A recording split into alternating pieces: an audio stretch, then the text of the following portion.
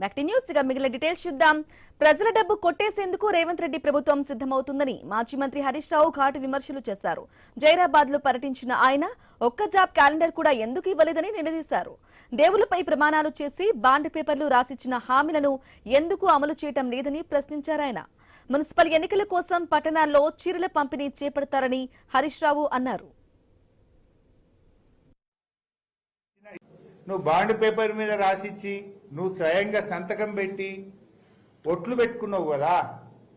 మరి ఒట్లు పెట్టుకున్నందుకు నెల నెల అవ్వాతాతలకు ఇవ్వాల్సిన 4,000 రూపాయల డబ్బులు కానీ, ఆడపిల్ల పెళ్లికి ఇస్తామన్న తులం బంగారం కానీ, మహాలక్ష్మి పథకం కింద మహిళలకు ఇస్తామన్న నెలకు 2,500 రూపాయలు రేవంత్ రెడ్డి అకౌంట్ నుంచి మరి సీదా ఆటో క్రెడిట్ చేసే పని కూడా చేయాలని నేను డిమాండ్ చేస్తా ఉన్నా.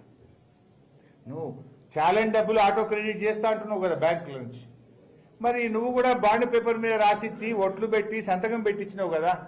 మరి నీ అకౌంట్ నుంచి కూడా లేదా ప్రభుత్వ ఖజానా నుంచి ఆటో క్రెడిట్ చేసి ప్రజలకు తీసుకుంటాం. మరి ప్రజల పైసలు లాక్కోవడానికి ఆటో క్రెడిట్ పెడితే ప్రజలకు ఇవ్వాల్సిన డబ్బులకు కూడా ఆటో క్రెడిటే పెట్టాలి కదా.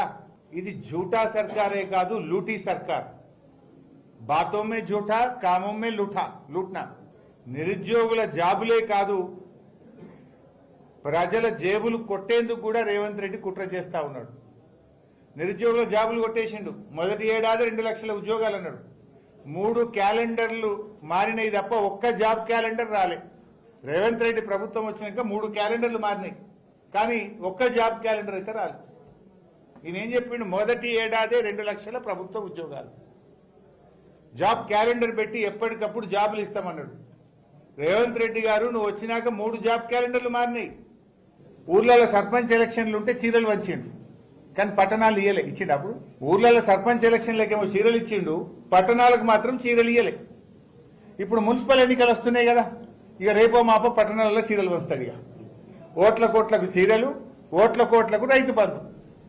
కేసీఆర్ ఏమో నాట్లకు రైతు బంధు, బతుకమ్మకు చీరలు. ఇగో ఇది కాంగ్రెస్ కు బీఆర్ఎస్ ప్రభుత్వానికి ఉన్న